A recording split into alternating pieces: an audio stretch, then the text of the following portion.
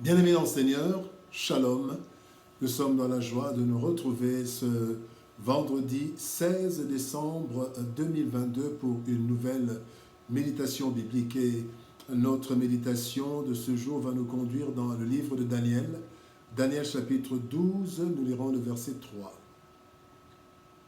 Louis II nous dit « Ceux qui auront été intelligents brilleront comme la splendeur du ciel, et ceux qui auront enseigné la justice à la multitude brilleront comme les étoiles, à toujours et à perpétuité. » Français courant nous dit « Les gens intelligents rayonneront de splendeur comme la voûte céleste, après avoir montré aux autres comment être fidèles.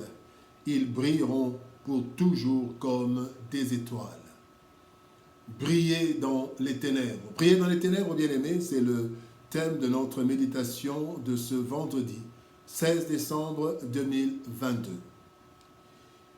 Le monde dans lequel nous vivons est ténébreux. Malgré toutes les lumières et même l'éclat du soleil et des étoiles. Ces ténèbres sont en fait l'état de péché dans lequel vivent les humains. La méchanceté, les mauvaises actions, les comportements contre nature comme l'homosexualité, l'animalité, la pornographie et tant d'autres mauvaises pratiques. Le texte du jour qui parle des temps de la fin nous montre qu'il est possible de briller et d'apporter de la lumière au monde actuel. Oui, le Seigneur allume dans ce monde des ténèbres la lumière à travers ses enfants, hommes et femmes. Pour cela, il y a des exigences. Et nous allons voir ces exigences pour briller dans ce monde ténébreux. Première exigence, être intelligent. Il est dit, ceux qui auront été intelligents brilleront comme la splendeur du ciel. Le psaume 14, verset 2 nous dit « L'Éternel du haut des cieux regarde les fils de l'homme pour voir s'il y a quelqu'un qui soit intelligent, qui cherche Dieu. » Bien-aimé, pour briller dans ce monde des ténèbres, la première condition, c'est d'être intelligent. Cette intelligence n'est pas celle que l'on acquiert au banc de l'école ou dans les universités. C'est l'intelligence de savoir vivre dans ce monde. C'est la sagesse. Et elle est composée de plusieurs éléments, dont la connaissance, le discernement et la discipline personnelle. La connaissance, bien aimé, l'intelligence, c'est connaître l'environnement dans lequel nous vivons pour savoir y vivre en évitant les erreurs des autres. On doit apprendre des erreurs des autres. La deuxième chose, la deuxième composition, le deuxième élément, c'est le discernement. Il ne faut pas suivre, bien-aimé, ce que les autres font nécessairement. Mais il faut savoir faire la différence entre le bien et le mal, entre l'essentiel et l'accessoire, bien discerner les choses. Le troisième élément qui compose cette intelligence, c'est la discipline personnelle. Par discipline personnelle, nous voulons dire ne pas laisser libre cours à toutes nos pulsions et aux attractions de ce monde, mais viser l'excellence, la discipline. Ça, c'est la première exigence pour briller dans ce monde des ténèbres. La deuxième exigence, c'est qu'il faut enseigner la fidélité. Il est dit dans français courant, après avoir montré aux autres comment être fidèle. Il est dit, qui auront enseigné, dans le second, qui auront enseigné la justice. Bien-aimé dans le Seigneur, enseigner la fidélité. Dans Matthieu chapitre 28, verset 20, il est dit, enseignez-leur à observer tout ce que je vous ai prescrit. Et c'est très important, bien-aimé, d'enseigner. La deuxième condition, donc, pour briller, c'est enseigner la fidélité. Nous devons transmettre aux autres, bien-aimés, par nos actes, par nos paroles, la fidélité. la fidélité, bien-aimés. Et donc, il est dit dans 2 Timothée chapitre 2, verset 2, « Ce que vous avez appris, apprenez-le aussi à d'autres personnes capables de l'enseigner à leur tour. » Bien-aimés, nous devons savoir que nous devons transmettre la fidélité. Le monde dans les ténèbres, mais quand nous sommes éclairés par Jésus, nous devons aussi enseigner à d'autres personnes, parler à des personnes, montrer aux personnes comment vivre, bien-aimés. Jésus-Christ dit dans Matthieu chapitre 5, verset 14, il dit aux disciples, « Vous êtes la lumière du monde. » Oui, nous sommes la lumière du monde et nous devons communiquer. La Bible dit, ceux qui auront enseigné la justice ou la fidélité à la multitude brilleront comme des étoiles à toujours et à perpétuité. Bien-aimés, nous devons enseigner, transmettre la fidélité aux autres. Très important, primordial.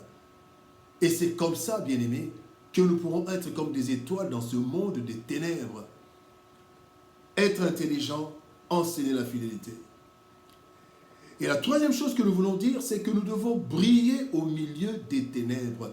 Dans Philippiens chapitre 2, verset 15, la Bible dit « Soyez irréprochables et purs, des enfants de Dieu irrépréhensibles, au milieu d'une génération perverse et corrompue, le monde des ténèbres, parmi laquelle vous brillez comme des flambeaux dans le monde. » Bien-aimés dans le Seigneur. La Bible dit dans Jean chapitre 1, verset 5, « La lumière est venue auprès des siens, mais les siens l'ont rejeté. » Jésus-Christ, la lumière, a été rejeté. Mais malgré cela, Jésus-Christ est allé jusqu'au bout de sa mission en faveur des rebelles. Nous aussi, bien-aimés, nous ne devons pas être découragés devant les ténèbres dans lesquelles nous vivons, mais nous devons continuer à briller.